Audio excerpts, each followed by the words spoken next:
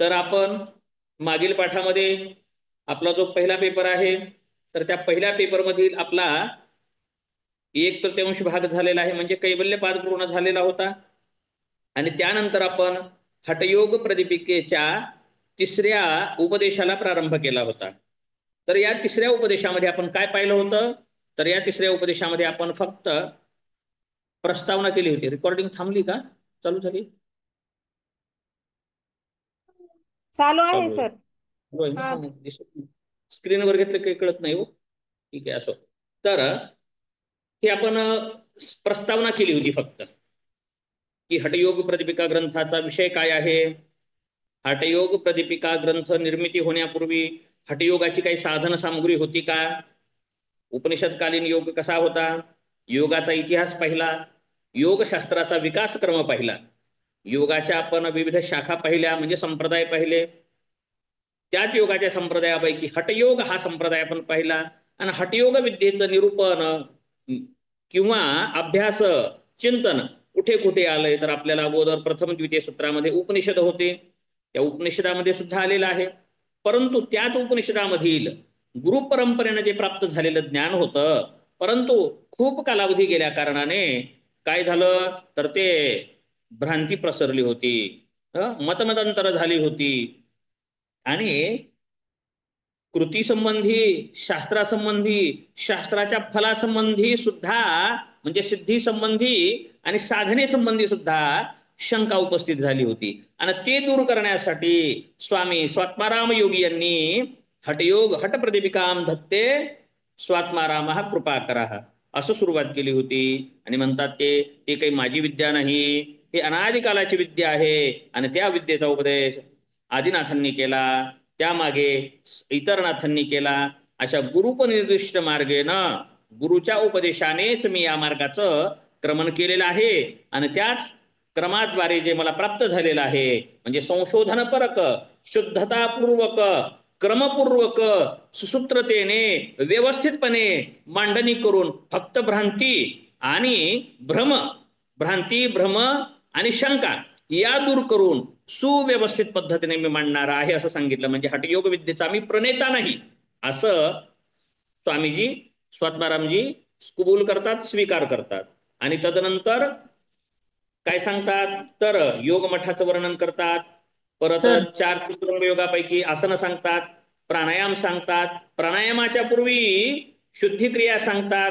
आणि हे झाल्यानंतर तिसऱ्या उपदेशाला प्रारंभ करतात, जो तिसरं अंग आहे. आणि ते आपण सुरुवात केली होती. तर ते कशी सुरुवात केली होती, सशैलवनधात्रीणाम यथाधारो हि नायकः सर्वेषां योगतंत्राणाम तथाधारो हि कुंडली.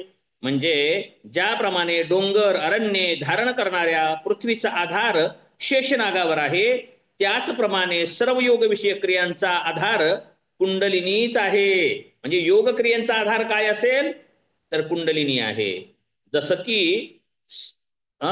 अहिनायक म्हणजे या पृथ्वीला धारण करणारा नुसत्या पृथ्वीला धारण करत नाही, तर पृथ्वीतील वन, अरण्ये, डोंगर, समुद्र, नद्या जे जे आहेत ते, आता एक एक गोष्ट नाही, हे समग्र जे धारण करते पृथ्वी, परंतु त्या पृथ्वीला धारण करतो तर तो कोण आहे, काय आहे, नाग आहे. त्याला कोणता नाग म्हणतात, शेषनाग म्हणतात असं म्हणतात.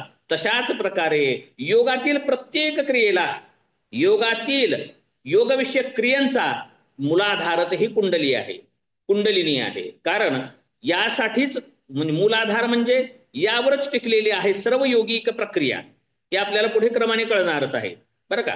तर अशा प्रकारे हे मूलाधार योग साधनेचा कुंडलिनी आहे असं सांगून तिसऱ्या उपदेशाचा उद्देश सांगत आहेत. इथे उग सांगत नाही. इथून काय आहे, या मुद्रेचा मूलाधार काय आहे, म्हणजे सगळ्या क्रियांचा सांगायचंय. म्हणजे इथे सांगणार नाही थायरॉइड साठी हे मुद्रा करा, ह्या शुगरसाठी हे मंडूकासन करा, असा आधार नाही सांगितला त्यांनी. योग विषयक क्रियांचा आधार म्हणजे योग ही साधना आहे आणि ही साधना अध्यात्म सिद्धीसाठी आहे. आणि ते आपल्याला क्रमानेच येणार आहे. तर या मुद्रा किती प्रकारच्या आहेत, या मुद्रांचा उद्देश काय आहे, आणि आधुनिक काळात झालेला उद्देश हा असेलच. ते सोबत सांगणारच आहेत. स्वात्माराम योगी नुसत्या आध्यात्मिकच फलश्रुती सांगत नाहीयेत, तर व्यवहारिक, शारीरिक, मानसिक यासाठी सुद्धा उपयोग सांगत आहेत बरं का. या मुद्रांचा प्रभाव काय काय होतो, तो शरीरावर कसा होतो, मनावरती कसा होतो आणि आध्यात्मिक कसा कसा याचा परिणाम होतो हे आपल्याला पहिल्या दुसऱ्या पादातही उपदेशातही सांगितलेलं आहे. तसं तिसऱ्या चौथ्यामध्ये सुद्धा सांगणार आहेत. परंतु सर्व क्रियांचा आधार मात्र मुख्य उद्देश काय असेल, तर तो केंद्रबिंदू काय असेल, तर ते केंद्रबिंदू म्हणजे काय, कुंडलिनी आहे हे सांगून मुख्य उद्देश व्यक्त करतात. आपण सांगत असताना अगोदर आपल्या ग्रंथाचा, उपदेशाचा मुख्य उद्देश सांगतात, फल सांगतात. जर फल माहिती नसेल तर व्यक्तीची ग्रंथामध्ये प्रवृत्ती होत नाही, साधनेमध्ये प्रवृत्ती होत नाही. आपल्याला काही चार ओळीचं स्तोत्र जरी वाचायचं झालं तर आपल्याला फलश्रुती माहिती पाहिजे. फलश्रुतीशिवाय आणि त्यात काय आहे याच्या माहितीशिवाय आपली त्यात प्रवृत्ती होत नाही. म्हणून इथे सांगून उद्देश सांगत आहेत. ठीक आहे, पुढे जाऊयात.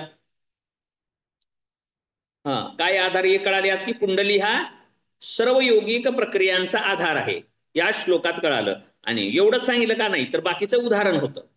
सशैलवन धात्रिणम हे काय आहे, उदाहरण आहे. हा काय आहे, दृष्टांत आहे. म्हणजे की जसं शेष पृथ्वीचा भाव, शेषच या धरतीचा आधार आहे, तसं कुंडलिनी ही योगिक प्रक्रियांचा आधार आहे असं उदाहरणाने सांगितलेलं आहे. आता पुढे सांगतात ही कुंडली कशी जागृत होते, तर पुढील श्लोकामध्ये सांगतात सुप्ता गुरुप्रसादेन यदा जागर्ति कुंडली तदा सर्वाणि पद्मानि भिद्यन्ते ग्रंथयोपि च. सुप्ता जी सुप्त असणारी, गुरुप्रसादेन गुरुच्या प्रसादाने काय होते, यदा म्हणजे जेव्हा जागृत होते कुंडली, तदा म्हणजे तेव्हा, सर्वानी पद्मानी भिद्यन्ते पद्मच भेदन होतात का, ग्रंथयोपिच म्हणजे ग्रंथी, पद्म म्हणजे सर्व पद्म आणि सर्व ग्रंथीचं भेदन होतं. कशाने, गुरुप्रसादाने, गुरुच्या कृपेने, गुरुच्या उपदेशाने किंवा उपनिर्दिष्ट मार्गाने साधना करण्याने म्हणजे प्रसादानेच बरं का. कुंडलिनीची काय होते, जागृती होते. आणि जेव्हा जागृती होते त्यावेळेस काय होतं, तर सर्वानी पद्मानी, षटचक्रे काही म्हटलेलं नाहीये. बरोबर आहे. स्वात्माराम योगींनी संस्कृत मध्ये म्हटलंय का अर्चनाताई, नाही ना म्हणाय, 6 चक्र असं काही म्हणलंय का, नाही म्हटलं. सर्वानी पद्मानी, षटपद्मानी नाही म्हटलं. सांगितलेलं आहे फक्त सर. काय म्हणलं, मराठी अर्थामध्ये षटचक्र सांगितलेलं आहे. हो, मग षटचक्र सांगतात, कुणी सप्तचक्र म्हणतील, कुणी अष्टचक्रा नवद्वारा देवानाम पुरयोध्या 9 चक्र म्हणतील, कोणी 8 चक्र करतील, कुणी 9 चक्र करतील, कुणी 10-12 पण करतील. बरोबर आहे. मग इथे काय म्हणलं, सर्व चक्रे म्हणजे सर्व पद्मांना काय करणारी, भेदन करणारी, आणि सर्व ग्रंथींना भेदन करणारी, विकास करणारी ही विकास पावतात म्हटलेलं आहे. भेदनच म्हटलं जात आपल्या इथे. ब्रह्मग्रंथी, विष्णू ग्रंथी आणि रुद्र ग्रंथी उपनिषदात आले नाही, उपनिषदात झालेलं आहे. अशा प्रकारे हे भेदन करते असं सांगितलेलं आहे. परंतु इथं म्हणलं विकास करते. पण आता विकास करते म्हणजे काय करते, म्हणजे अधोमुख असलेलं ऊर्ध्वमुखी करते असं म्हणायचं असेल. परंतु ग्रंथी शब्दाचा अर्थ काय आहे, पद्मानी, ठीक आहे, विकास करते म्हणजे पुष्प बारके असलेले फुलवते म्हणता येईल. विकास शब्दाचा अर्थ अर्चनाताई कळतंय ना काय म्हणतोय ते, विकास करते म्हणता येईल. आणि भिद्यंते शब्द हे भेदन शब्दाचा आलेला आहे. आणि ग्रंथयोपी, पद्मानी आणि ग्रंथींना आणि षटचक्रांना भिद्यंते, भिद्यंते म्हणजे भेदनच करते. ग्रंथी शब्दाचा अर्थ काय माहितीये, ग्रंथी शब्दशः अर्थ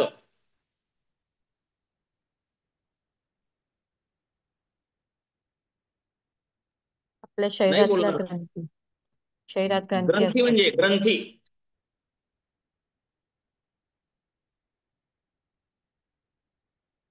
ग्रंथी शब्दाचा अर्थ नाही माहिती, ठीक आहे सांगतो. ग्रंथी म्हणजे गाठ, आलं लक्षात, गाठ. अंतःस्रावी ग्रंथी. नाही नाही, ते ग्रंथी झाल्या त्या आपल्या फिजिओलॉजिकल आपल्याला झालं, शरीर विज्ञान झालं. पण ते ग्रंथीचा शब्दाचा अर्थ आहे गाठी बरं का. तर हे ग्रंथीचं भेदन करते. अशा 3 ग्रंथी सांगितल्या जातात. तर या ग्रंथींचं भेदन म्हणजे गाठी सोडल्या जातात, म्हणजे भेदन करतात, ते सोडल्या जातात असा अर्थ होऊ शकतो. ठीक आहे, चला. तर मग ही कुंडली जागृत झाल्यानंतर, गुरुप्रसादाने जागृत झाल्याच्या नंतर सर्व पद्मांना म्हणजे सर्व चक्रांना भेदन करते आणि म्हणजे किंवा क्रमन करते आणि ग्रंथींचं सुद्धा भेदन करते. हे काय सांगितलं अगोदर, सगळ्या योगिक प्रक्रियांचा आधार कुंडली आहे. हे आपल्याला गद्य स्वरूपामध्ये सांगतोय बरं का, निबंध स्वरूपात लिहायचं. सर्व योगिक प्रक्रियांचा आधार कुंडलिनी आहे आणि जसं की पृथ्वीचा आधार कुंडलिनी शेष आहे त्याप्रमाणे. आणि ही कुंडलिनी जेव्हा जागृत होते, जेव्हा कधी जागृत होते, गुरुप्रसादाने जागृत होते, त्यावेळेस सर्व पद्मांना आणि सर्व ग्रंथींचं भेदन करते. हे सरळ अर्थ करता येईल. परंतु यांचा विस्तार करायचा झाल्यावर कसं करावं लागेल, सर्व आणि पद्मानी याचा विस्तार करावा लागेल. पद्मानी विद्यंते आणि ग्रंथयोपीच्या ग्रंथींचं भेदन करते. अशा प्रकारे आपल्याला विस्तार करता येईल. म्हणजे एका श्लोकावर जरी आपल्याला लिहायचं झालं तरी आपल्याला लिहिता आलं पाहिजे, अडचण नाही आली पाहिजे. ठीक आहे, पुढे आता काय सांगतात, आता या कशाबद्दल सांगत आहेत, कुंडलिनी बद्दल सांगत आहेत. प्राणस्य शून्य पदवी तदा राजपथायते तदा चित्तम निरालंबम तदा कालस्य वंचनम.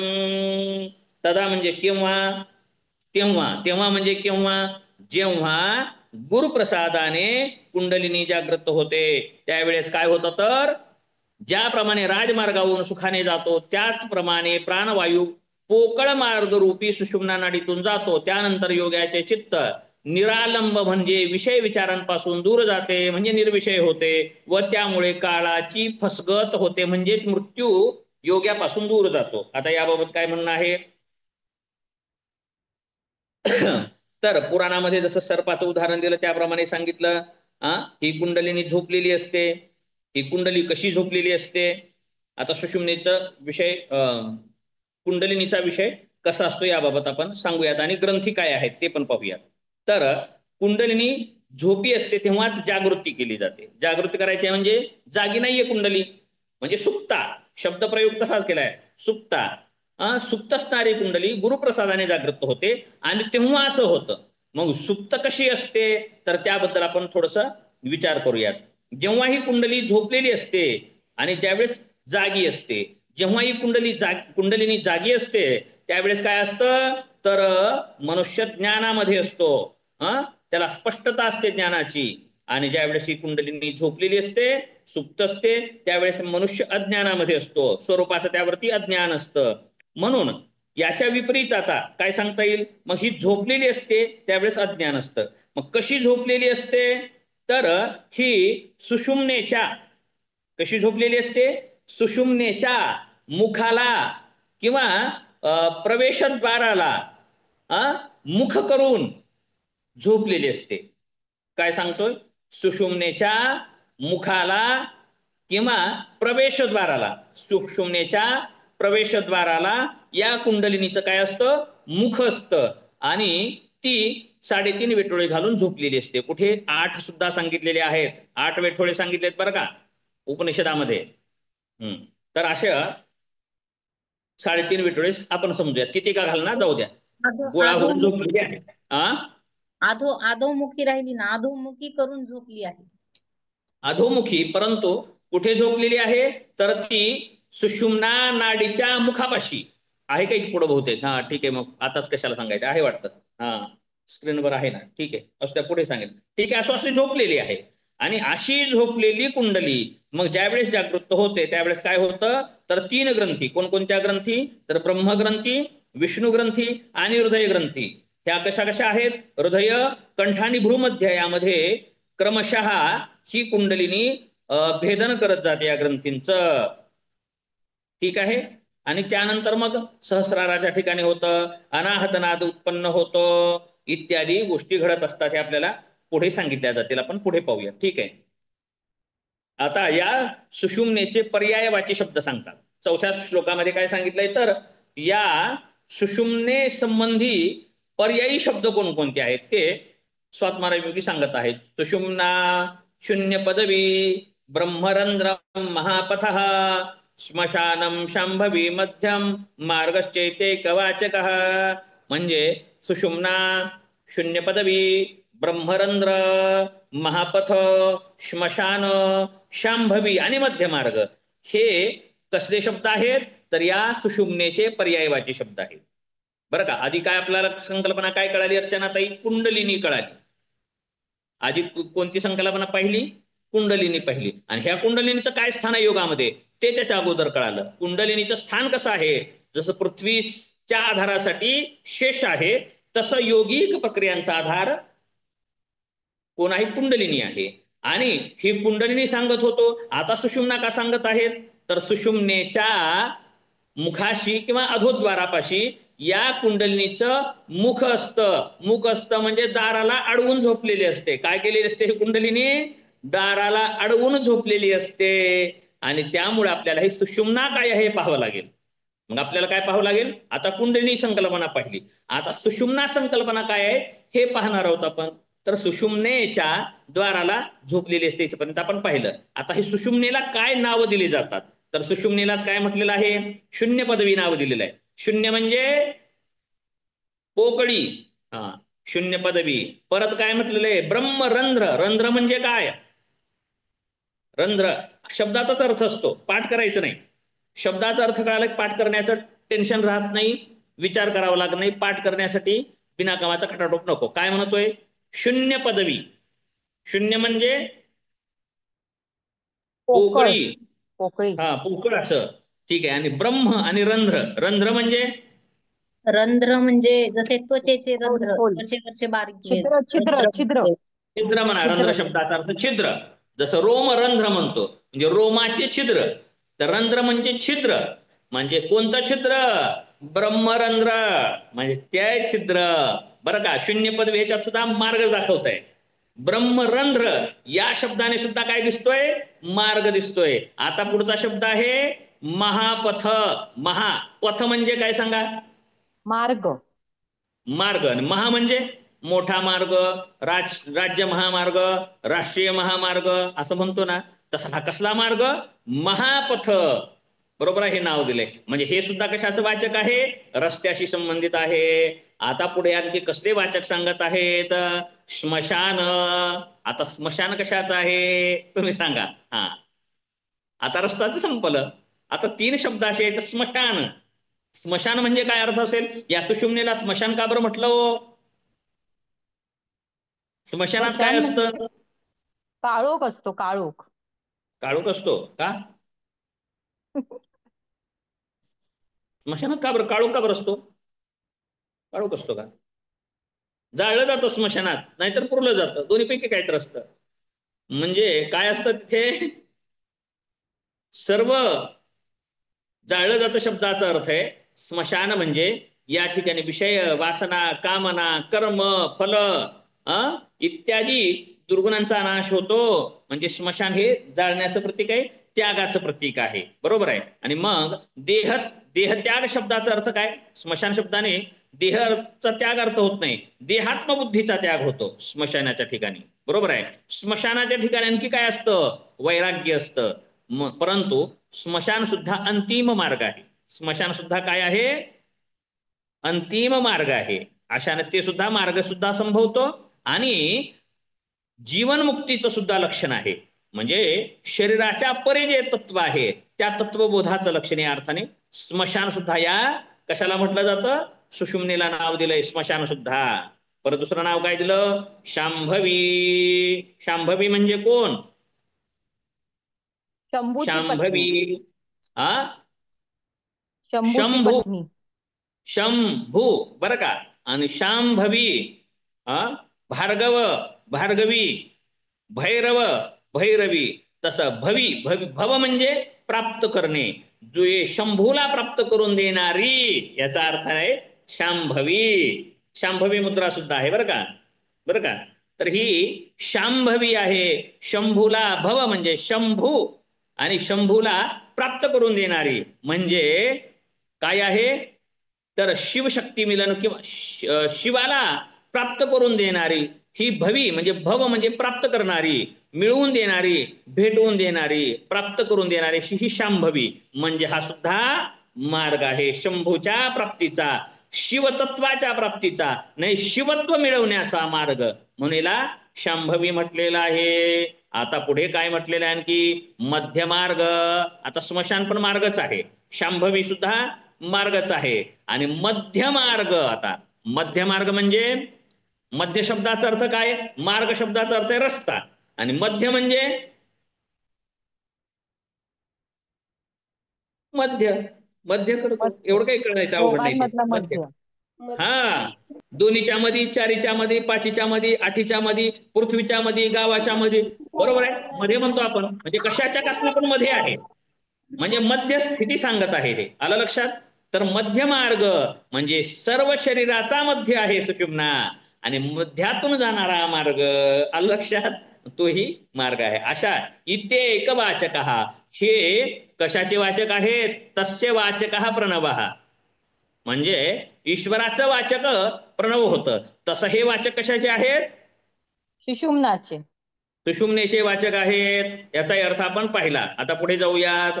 आता तस्मात् सर्व प्रयत्नेन प्रबोधयितुमीश्वरम, कुठे गेला, हा, तस्मात् सर्व प्रयत्नेन प्रबोधयितुमीश्वरम ब्रह्मद्वार मुखे सुप्ताम मुद्राभ्यासम समाचरेत. ब्रह्मद्वार, पुढे का वर काय सांगितलं होतं, ब्रह्मरंध्र, आला का लक्षात, ब्रह्म आणि रंध्र, रंध्र म्हणजे छिद्र, ब्रह्माकडे जाण्याच्या मार्गाचं छिद्र, आणि त्या छिद्राला काय करून बसले, हे कुंडली तोंड लावून बसलेली आहे, आणि तेही झोपलेली आहे, जागी नाही, झोपले पण अडवले, मुख आहे तिथे. मग आता पुढे रस्त्यात जर आता समजा, आता काय म्हणू आपण, दारामध्ये कोणी तर बसलं की म्हणतो दारातच बसते, जाऊ द्यायचं रस्त्यासारखं, द्वारपाल कसे असतात, अडवतात का नाही, तसं तसं दारातही झोपलेली पडलेली आहे, म्हणजे दाराला अडवून बसलेली आहे. कोणत्या दाराला, ब्रह्मद्वार. आणखी कोणत्या द्वाराला, मध्य मार्गद्वार. आणखी शंभूला प्राप्त होण्याचं, बरं का, स्मशानाला प्राप्त होण्याचं, महापथाच्या द्वाराला, ब्रह्माच्या रंध्राला, आणि शून्यतेच्या पदवीला, म्हणजेच सुषुम्नेच्या द्वाराला कोण पडलेली आहे, कुंडलिनी झोपलेली आहे. आणि ते कशी झोपलेली सांगितलं, अधोमुखी होऊन, आणि काय कुंडली मारून, कुंडलिनी शब्दाचा अर्थच आहे की वेटोळे घालून झोपलेली आहे. मग कुठे 3 वेटोळे सांगतात, कुठे 3.5 सांगतात, कुठे 8 वेटोळे सुद्धा घालून झोपलेली सांगितलेलं आहे. ते कुठे ते शोधा. झालंय आपल्या अभ्यासक्रमात, ठीक आहे. कशी झोपलेली आहे मी अगोदरच सांगितलं, त्यामुळे इथे काही सांगण्याची आवश्यकता नाही, ठीक आहे. आता मग आणखी विषय कोणता सुरू झाला, आता इथून किती विषय झाले आपले, परत घ्या, बरोबर आहे. जसं पृथ्वीचा आधार शेष आहे, तसा योगिक प्रक्रियांचा आधार कुंडलिनी आहे. का बरं कुंडलिनी अभ्यास करतो हे कळायला पाहिजे ना. परत परत मी वापस का चाललोय, कुंडलिनी आहे काय, आमची काय गरज आहे, बरोबर वाचनाची. तर सांगितलं, स्वात्मारामांनी प्रवेश करून दिला विषयामध्ये, सर्व योगिक प्रक्रियांचा आधार कुंडलिनी आहे. ठीक आहे, पुढे काय सांगतात, पुढे सांगतात ही कुंडलिनी गुरुप्रसादाने जागृत होते, आणि जागृत होते तेव्हा सर्व चक्रांना जागी करते, भेदन करते, आणि ग्रंथींचं सुद्धा भेदन करते.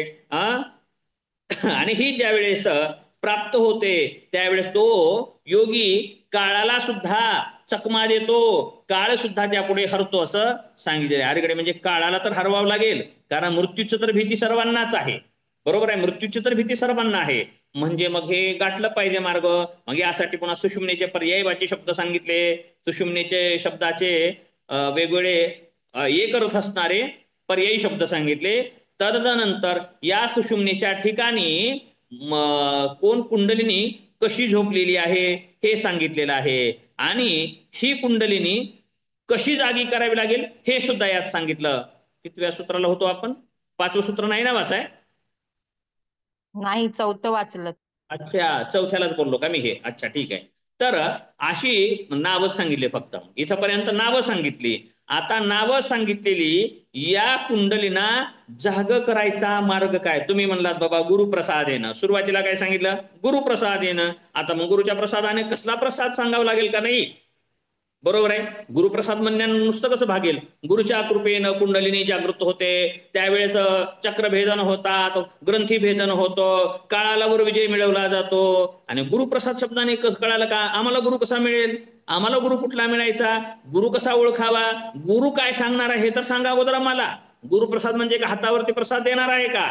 तर हे सांगण्यासाठी आता पुढील 5व्या सूत्रामध्ये काय सांगतात? मुद्रा. आणि जो की आपल्या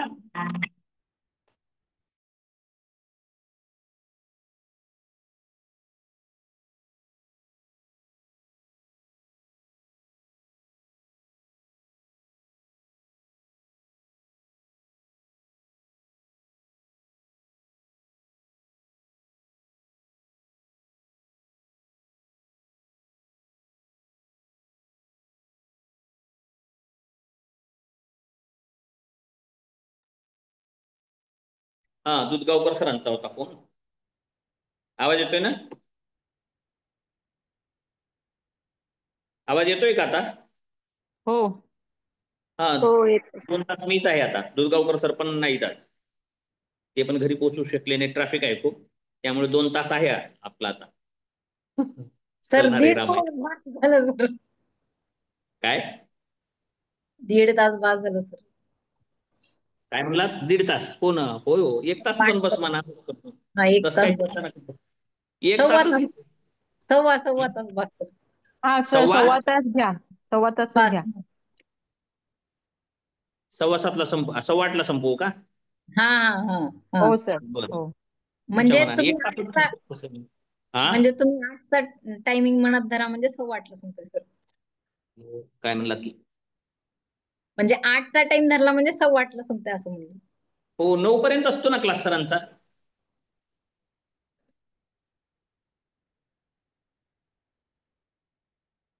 कंटाळा येतोय का विषयाचा? ठीक आहे ठीक आहे, फास्ट घेऊत आपण, असं काही नाही. ठीक आहे. तर काय विषय होता आपला? हा, तर हे गुरुप्रसादाने फास्ट म्हटलं. घेऊ नका सर, असंच ठेवा फक्त. म्हणजे 8:15 पर्यंत घ्या असं म्हणलं बस. हो ठीक आहे. तर गुरुप्रसादाने या शब्दाची व्याख्या आता होते. गुरुच्या प्रसादाने म्हणजे गुरुच्या उपनिर्दिष्ट मार्गाने जे मुद्राभ्यास आहे त्याद्वारे कुंडलिनी जागृत करता येते. कुंडलिनी जागृती कशी करता येते? तर सुषुम्नेमध्ये प्राणाचा प्रवेश करून देण्यासाठी. कारण पहिल्या अध्यायात, दुसऱ्या अध्यायात पण तो विषय झालेलाच आहे. काय? सुषुम्नेमध्ये प्रवेश करून देणे, तिथून कुंडलिनी ऊर्ध्वगामी होते असं. मग यासाठी आता 5व्या श्लोकामध्ये सांगतात की या मुद्रांचा उद्देश काय आहे, जो की आपल्या 3ऱ्या अध्यायाला प्रारंभच केलाय मुद्रा प्रकरणाने. परंतु सरळ लगे उठायचं की लगेच मुद्रा सुरू केल्या जातात का? नाही केला पाहिजे. कोणत्याही ग्रंथामध्ये, कोणत्याही अध्यायामध्ये पहा, जो उद्देश आहे तो लगेच सुरू केला जातो का विषयाला? नाही सुरू केला पाहिजे. बरोबर आहे. अगोदर विषयाची प्रस्तावना केली पाहिजे, विषयामध्ये प्रवेश करून दिला पाहिजे, प्रवेश हा सुकर करून दिला पाहिजे, प्रवेशापूर्वी त्याची माहिती दिली पाहिजे आणि तदनंतरच विषयासंबंधी विवेचन केलं पाहिजे. हे शास्त्रीय पद्धती आहे. तसंच आता इथे सुद्धा काय केलं? मुद्रा प्रकरण नाव आहे अध्यायाचं. अध्यायाचं नाव आहे मुद्रा उपदेश. परंतु लगेच मुद्रा सुरू केल्या का? नाही सुरू केल्या. अगोदर 4-5 श्लोक घेतले का नाही इतर, आणि क्रमाक्रमाने क्रम लावला आणि या मुद्रा काय कारणाने आहेत अभ्यासाचा विषय सांगितला, उद्देश सांगून प्रवेश करतात. तर आता सांगतात या मुद्रांचे उद्देश, त्यांचा प्रभाव काय असतो आणि त्यांचं नावाचं सुद्धा परिगणन पुढे करणार आहे. तर या श्लोकामध्ये फक्त त्याचा प्रभाव सांगितलेला आहे. काय आहे? तस्मात् सर्व प्रयत्नेन प्रबोधयितुम ईश्वरम नाही, प्रबोधयितुम ईश्वरीम ब्रह्मद्वारमुखे सुप्तां मुद्राभ्यासम समाचरेत. याच कारणाने काय करायचंय? सर्व प्रकारचे प्रयत्न करून सुषुम्ना नाडीच्या मुखाशी निद्रावश असलेल्या कुंडलिनी शक्तीला जागृत करण्यासाठी मुद्रांचा अभ्यास योजनापूर्वक करावा. काय केलं पाहिजे? व्यवस्थितरित्या मुद्रांचा अभ्यास केला पाहिजे. बरं का? कशासाठी केला पाहिजे? सुषुम्नेमध्ये प्रवेश करून कुंडलिना जागृत करावं लागतं. कुंडलिनी कारण मुखापाशीच बसलेली आहे आणि तिला जागा करूनच पुढे जावं लागतं. दरवाजात जो अडथळा आहे तो काढावा लागेल आणि तर दरवाजा वाटी प्रवेश करावा लागेल प्राणाचा, अशा अर्थाने सांगत आहेत. मग आता काय विषय झाला? मुद्रा विषय नवीन काय आला? आधी कुंडलिनी, कुंडलिनी नंतर सुषुम्ना, सुषुम्नेनंतर आता मुद्रा. काय संबंध आहे बा या तिघांचा? तिघाचा संबंध लावा बरं का, संगती लावून देतोय मी फक्त. कुंडलिनी, कुंडलिनी का बर? योगाचा आधार आहे म्हणून. आणि सुषुम्ना का बर? कुंडलिनी तिथं बसली आहे म्हणून. आणि सुषुम्ना का बर? तर सुषुम्नेमध्ये गेल्याशिवाय ग्रंथीभेद होणार नाही. आणि सुषुम्नेच्या नंतर मुद्रा का बरं? तर मुद्रेशिवाय सुषुम्नेचं द्वार उघडणार नाही. सुषुम्नेचं द्वार उघडल्याशिवाय कुंडलिनी जागृत होणार नाही. कुंडलिनी जागृत झाल्याशिवाय काळाचं भय नष्ट होणार नाही. यासाठी म्हणून आता आपण मुद्रेमध्ये प्रवेश करत आहोत. तर इथे मुद्रांचे नावं सांगितले जात आहेत. कोणकोणत्या मुद्रा आहेत? फक्त नावांचं गणना केली जात आहे. तर क्रम आला होता युजीसी नेटला बरं का.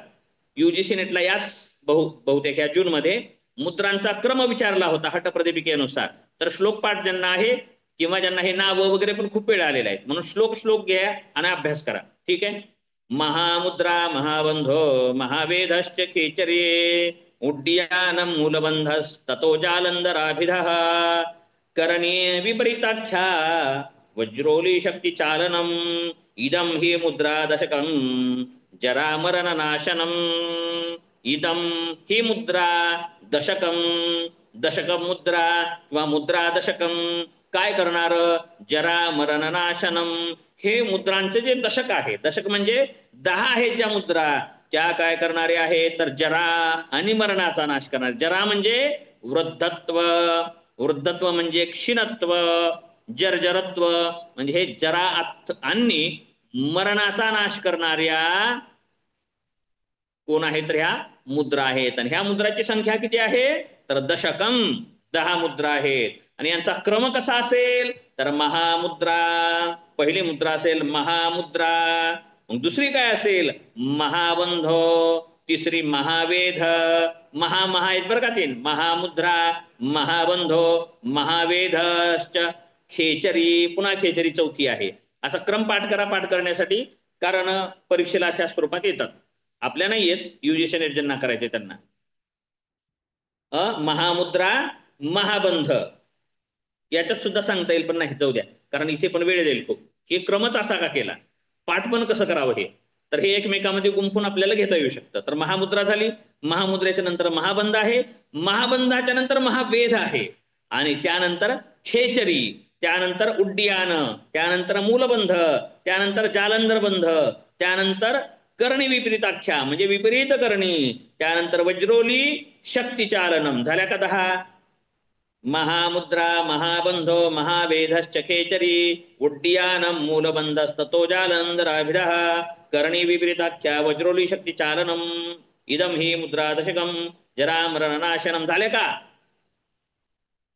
हो सर झाल्या. झाल्या झाल्या. जालंधर मुद्रा झाल्यास त्या सांगा ना. काय? जालंधर बंद झाल्यास पुढची विपरीत करणी. हा, करणी विपरीताख्या असं म्हटलंय ना त्याला. हा, म्हणजे विपरीत करणी आहे. हा म्हणजे नववी श्लोकात बसवलंय. हा, 9वी आणि 10वी त्याच्या पुढची. ठीक आहे, आता त्यांना नावं सांगतो परत एकदा. हा, महामुद्रा, महाबंध, महावेध, खेचरी, उड्डीयान, मूलबंध, जालंधर बंध, विपरीत करणी, वज्रोली शक्तिचालिनी. झाल्या?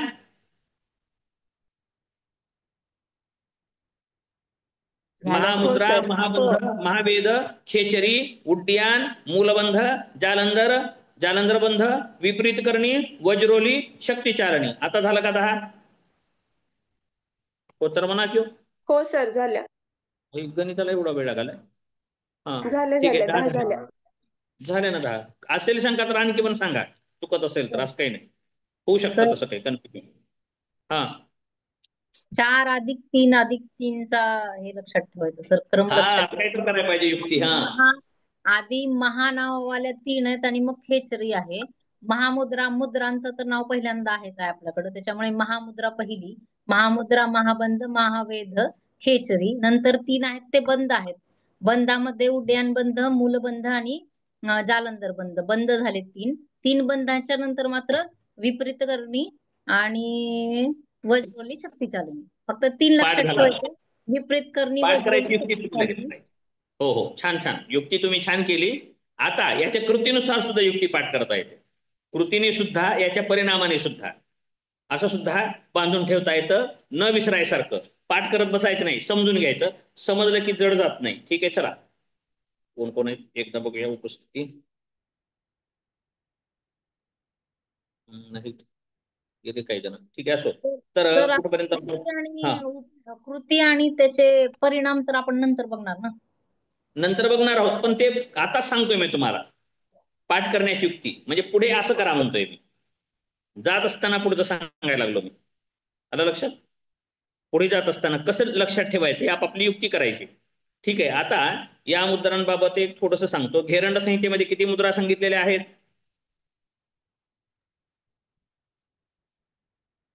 कोणाला नाही माहिती? 25 सांगितलं. 25 सर. 25 मुद्रा. 25 25 25 25 मुद्रा सांगितल्या आहेत. परत पुन्हा गोरक्षितकम मध्ये वगैरे वगैरे इत्यादी ठिकाणी सांगितलेल्या आहेत. परंतु आता जाऊ द्या, ते विषय नको. काय करायचं आपल्याला? याच ग्रंथातील किती मुद्रा आहेत? 10. तर या 10 मुद्राचा उद्देश अनुसार आपल्याला 4 प्रकारमध्ये विभागणी होती इथे. मुद्रांचा उद्देश आहे 4 प्रकारचा. आता तो काही श्लोकात येणार नाही म्हणून मी सांगतो. तर काय आहे? तर कुंडलिनी जागरण हा एक उद्देशाच्या काही मुद्रा. 10 मुद्रा आहेत ना, तर काय काय कामाच्या आहेत? काही मुद्रा कुंडलिनी जागरण करणारे आहेत. काही मुद्रा सुषुम्नेमध्ये प्रवेश करून देणारे आहेत. काही मुद्रा ऊर्ध्व शक्तीचं रक्षण करणारे आहेत. आणि काही मुद्रा अधशक्तीचं म्हणजे अधोशक्तीचं सुद्धा रक्षण करणारे आहेत. असं 4 प्रकारच्या मुद्रा आहेत 10 मध्येच बरं का. त्यानंतर आता मग कोणकोणत्या मुद्रा कशा कशाच्या? तर महामुद्रा, महावेद आणि शक्तिचालन कुंडलिनी जागरणाचे आहेत. महाबंध, उड्डीयान आणि मूलबंध सुषुम्नेमध्ये वायूचा प्रवेश, प्राणाचा प्रवेश करून देणारे आहेत. आणि जालंधरबंध खेचरी आणि विपरीत करणी ऊर्ध्व शक्तीचं रक्षण करणारे आहेत. आणि वज्रोली मुद्रा अधशक्तीचं रक्षण करणारी एकच सांगितले बरं का इथं. मग अधशक्तीचं रक्षण करणाऱ्या मुद्रा योग तत्वोपनिषदात आल्या होत्या. कोणकोणत्या होत्या? वज्रोली, अमरोली आणि सहजोली. 3 मुद्रा सांगितल्या होत्या जवळपास तिथे. त्या अधोशक्तीचं रक्षण करणाऱ्या होत्या. म्हणजे नुसतं ऊर्ध्व शक्तीचं रक्षण नाही, अधोशक्ती ऊर्ध्व शक्तीचं सुद्धा रक्षण झालं पाहिजे. ठीक आहे, अशा प्रकारे या मुद्रा आहेत. आता पुढे जाऊयात आपण. सर रिपीट करा सर, थोडस स्पीड कमी सांगा सर. रिपीट करा सर, एकदा रिपीट करा सर. स्पीड जास्त वाल्या स्लो घ्या. अहो वेळ व्हायला लागला ना. प्रकार आव- सांगा सर परत एकदा. कुंडली जागतिक सुषुम्नेमध्ये प्रवेश करणाऱ्या ऊर्ध्व शक्ती रक्षण आणि अधो शक्ती रक्षण. आता ह्याच्यातले तुम्ही नाव सांगितलं ना त्यांचे, ते सांगा. पहिल्यामध्ये कुंडलिनी जागरणासाठी महामुद्रा, महावेध आणि शक्तिचालन. मग हे तिथल्या तिथं आपल्याला मुद्रेच्या वेळेस हे जे म्हणलोय मी, तर ते तिथे क्रमाने लक्षात ठेवा. तिथे कसं असेल ते तिथे कळेलच आपल्याला. कृती अगोदर सांगितल्या कारणाने त्या कृतीच्या वेळेस आणि त्याच्या फलाच्या वेळेस आपल्याला ते लक्षात येईल. हे 3 मुद्रा कशाच्या? महामुद्रा, महावेद आणि शक्तिचालन कुंडलिनी जागरणाच्या. महाबंध, उड्डीयान आणि मूलबंध या सुषुम्नेमध्ये वायूचा प्रवेश करून देणाऱ्या. स्लो होतोय ना? चालू हो म्हणा की मग. हो तर म्हणायचं मग, म्हणजे पुढे जातो. हो सर. महा- परत सांगा सर, 2 नंबरच्या परत सांगा. महाबंध, उड्डीयान आणि मूलबंध. महाबंध, उड्डीयान, मूलबंध.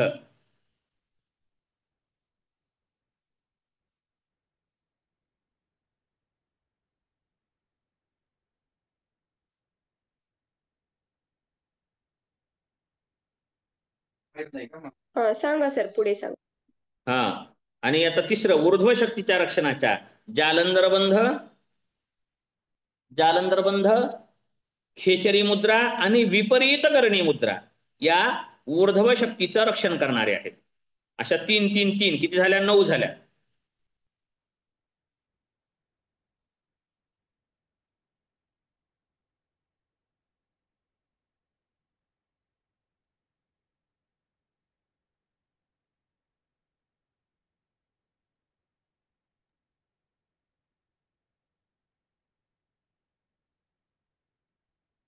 पुढे सर. म्हणा की तुमची वाट बघायला लागलो आता मी. कधी म्हणता म्हणून. सर आलं लक्षात झालं. हो सर, अधोशक्तीची आता एकच राहिली ना. आता वज्रोली राहिली आता एक. उरलेली कळतंय. कोण आहेत बरे? कोण म्हणलं एकच राहिली? मी तुम्ही म्हणलात का? हा, UGC नेटला वज्रवली असं करायचं असतं. पर्याय काही उरले, अरे म्हणे हेच उत्तर आहे असं कळतं. नाही हे कळालं की आहे काय कळतं, आहे काय कळालं की नाही काय कळतं, अशा प्रकारे युक्ती करायची. ठीक आहे. तर वज्रोली मुद्रा ही अधोशक्तीचं रक्षण करणारी आहे. आणि योग तत्वोपनिषद मी शिकवलं होतं तुम्हाला बघा, तर त्यात हे सहज्योलिनी अमरोली सुद्धा सांगितली होती.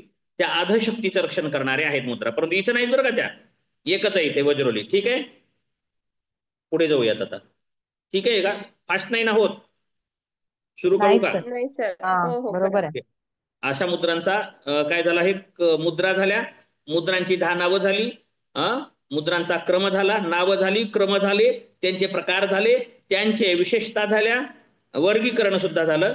आता या मुद्रा काय आहेत, कशा आहेत हे सांगत आहेत. आणि हे कुणी सांगितलेले आहेत? मंच नाही.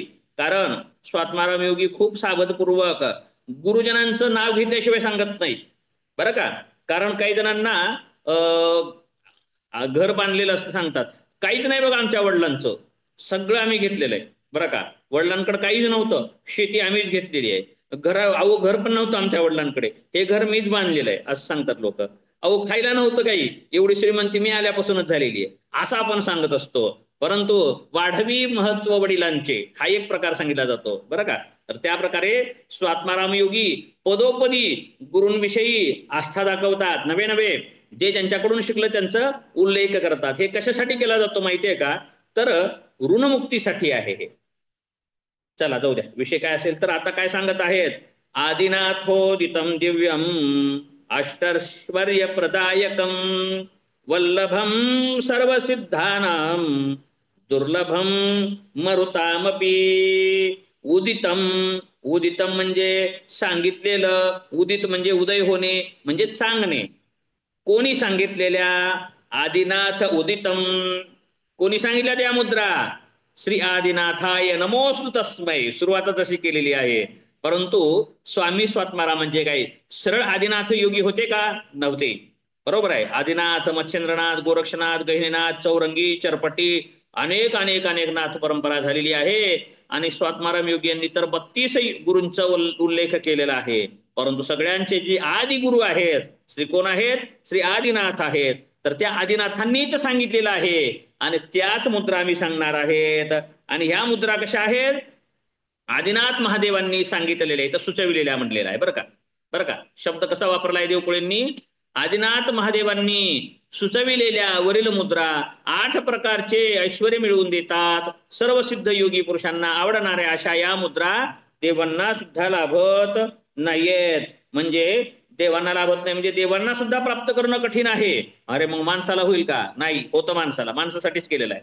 पण अशा या मुद्रा आहेत आणि या मुद्रा अष्टैश्वर्य प्रदान करणार आहेत. अष्टैश्वर्य म्हणजे अष्टमहासिद्धी आणि महिमाश्चैव गरिमा लहिमा ततः प्राप्ती प्राकाम ईशित्वम वशित्वम चाष्टसिद्धयः. अशा 8 मुद्रा आहेत. ओशिता केले, चुकलेला आहे, ओशिता नाही, ईशत्व आणि वशित्व अशा प्रकारे 8 महासिद्धी म्हणल्या जातात.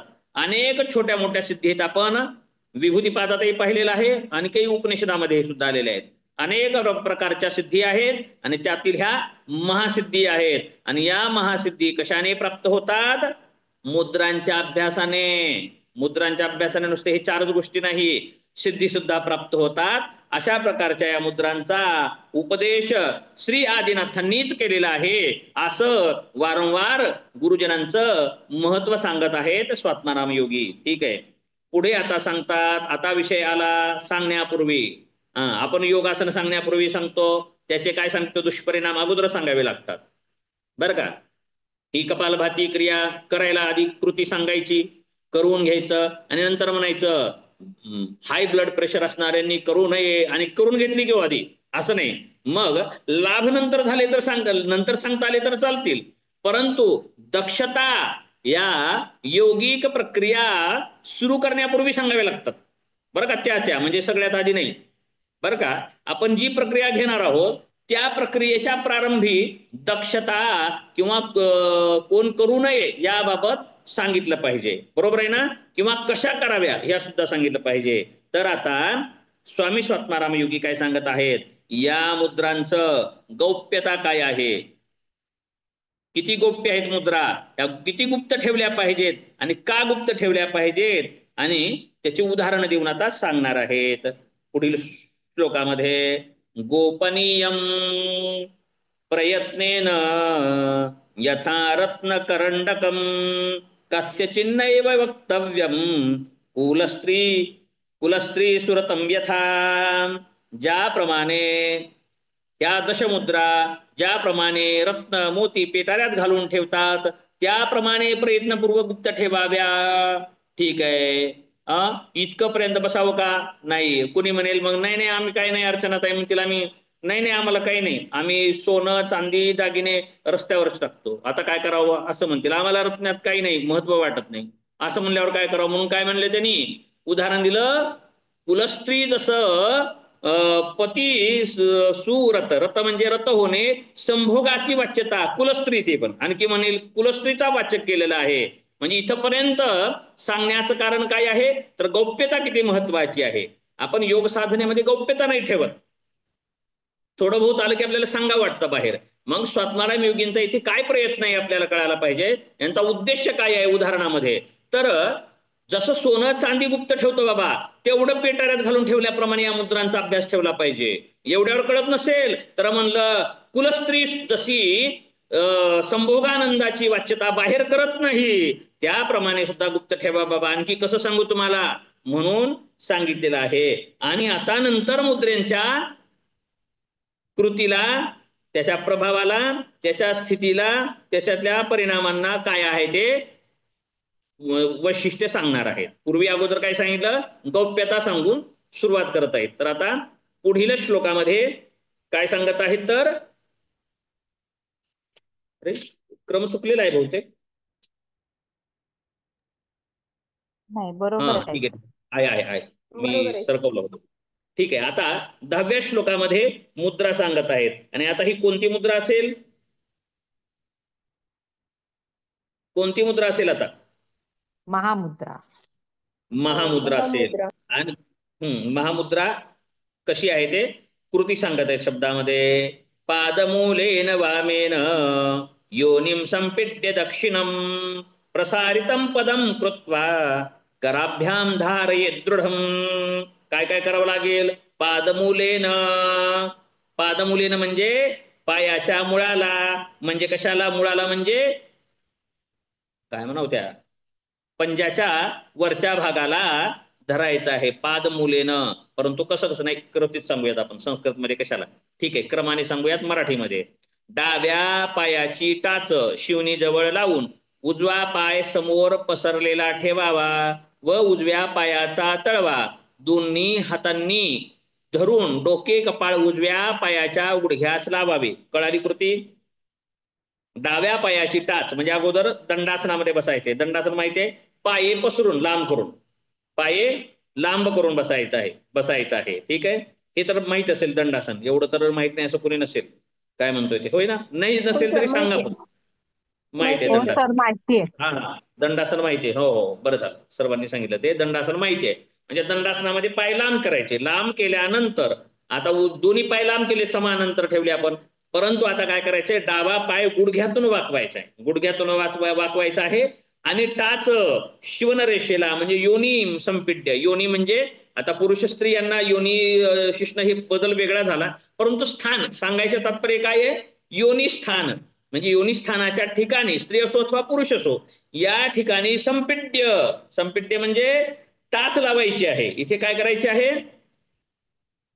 शिवणीजवळ टाच लावायची आहे, घट्ट बसवायची आहे. आणि मग आता उरलेला पाय कसा आहे दंडासनामध्ये, जसा आपला होता सुरुवातीला 2 पाय, तसं उजवा पाय पसरलेला तसाच राहील, सरळ असेल. मग आता काय करायचं आहे तर दोन्ही हातांनी उजव्या पायाच्या तळव्याला पकडायचं आहे, घट्ट पकडायचं आहे. आणि डोक्याला गुडघ्याला टेकवायचा प्रयत्न करायचा आहे, डोक्याला गुडघ्याला टेकवायचा प्रयत्न करायचा आहे. अशा स्थितीला काय म्हटलेलं आहे, हे महामुद्रा. महामुद्रा. मग आता हे महामुद्रा एवढ्यावर कशी संपेल बरं? पुढे काय काय असेल? जानुशिरासन सर. हा मग आसनासारख्या मी अगोदर सुरुवातीला बोललो त्याप्रमाणे, सुरुवातीच्या तासात बोललोय कदाचित, की काही मुद्रा आसनासारख्या आहेत. आणखी परत सांगतोय आता, काही मुद्रा आसनासारखी आहेत, काही मुद्रा प्राणायामासारख्या आहेत, काही मुद्रा ध्यानाच्या आहेत, काही मुद्रा आसन प्राणायाम ध्यान मिसळून आहेत.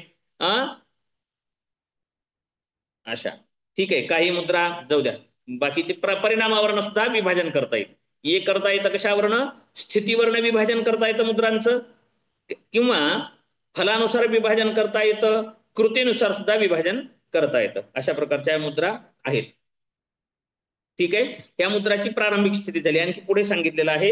एवढ्यावर नाही थांबलं. एवढ्यात फक्त आपल्याला काय कळालेलं आहे? आता शारीरिक स्थिती कळालेली आहे. एवढ्यात आपल्याला काय कळालेलं आहे? शारीरिक म्हणजे ही स्थिती कशी आहे? जानु शिरासनासारखी शारीरिक स्थिती होते. परंतु इथे आपण क्रम पाहिलाय, शास्त्रीय क्रमाने पण लक्षात ठेवायचंय. कारण प्रत्येक मुद्रेविषयी UGC नेट द्या म्हणतोय, याच्यात एक दोन जरी देत असतील तर या क्रमाने जर आपण जर पाठ केलं तर क्रम पण विचारला जातोय. हो, आता खूप टफ करत आहेत परीक्षा. MPSC सारखं UGC नेट योगाच्या सुद्धा परीक्षा आता परीक्षार्थी वाढलेले आहेत. त्यामुळं अवघड करत आहेत. म्हणजे अवघड करत आहेत म्हणजे काय?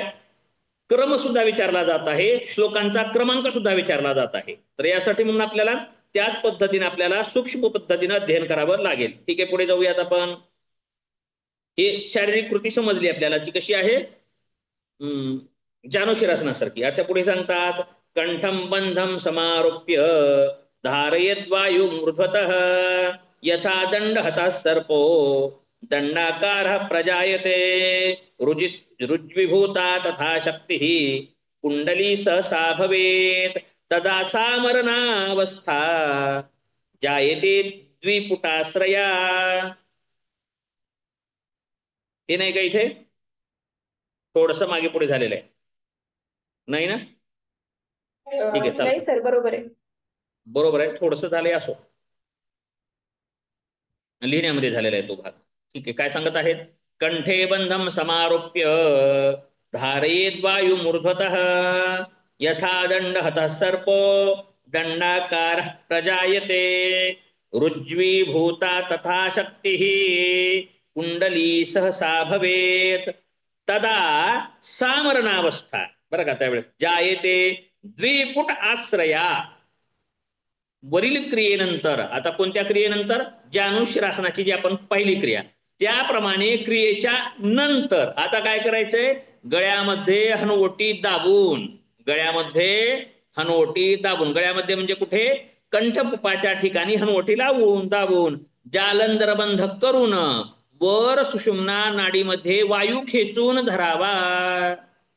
ज्याप्रमाणे आता काय होतं? ज्याप्रमाणे सापाला काठी मारल्यावर तो आपला दुष्टपणा सोडून वागू लागतो, त्याप्रमाणे सर्पिनी कुंडलिनी एकदम जागृत होऊन दंडाप्रमाणे ताट होते व योग्याच्या इच्छेनुसार वागू लागते. त्यानंतर लगेच कुंडलिनी शक्ती ताबडतोब सरळ होते व इडा व पिंगला या दोन पुष्टांच्या आधाराने मरणावस्था प्राप्त होते, असे अनुभवी योगी सांगतात.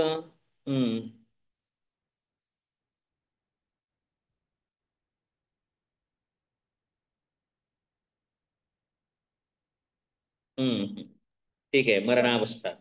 मरणावस्था म्हणजे कशी अवस्था? दोन नाड्याची जी स्थिती आहे, सुषुम्ना, शून्य पदवी, स्मशान, बरोबर आहे, त्या दोन नाड्याला नष्ट करते ना, आणि एक मोठा रस्ता करते. सुषुम्नेमध्ये कसा प्रवेश होतो? त्यावेळेस अगोदर काय होतं? तर ही क्रिया केल्यानंतर, म्हणजे अगोदर शारीरिक क्रिया, शारीरिक क्रियेच्या नंतर जालंधर बंध दाबल्यानंतर, जालंधर बंध केल्यानंतर सुषुम्ना नाडीमध्ये वायू खेचून धरावा, सुषुम्नेमध्ये वायू खेचून धरावा. हे शारीरिक मुद्रेची स्थिती आणि वायू खेचणे ह्या तीन क्रिया झाल्याच्या नंतर ही मुद्रा संपते. अशा अर्थाने म्हणजे मुद्रा संपते. आता ह्याचे परिणाम काय होतात? तर आता यामुळे काय होतं? सर्पिणी जी आहे, साप जर वाकडा तिकडा पळायला लागतो, हाणल्यानंतर वाकडा होतो, पण ह्याने सांगितलं की हाणल्यानंतर सरळ व्हायला लागतो म्हणे. कुंडलिनी ही कुटिलांगी कशी आहे? वाकडी तिकडी पसरलेली आहे, आटोळे पिटोळे घालून बसलेली आहे. मग हिला काय करायचंय? जे कुंडली घालून बसलेली आहे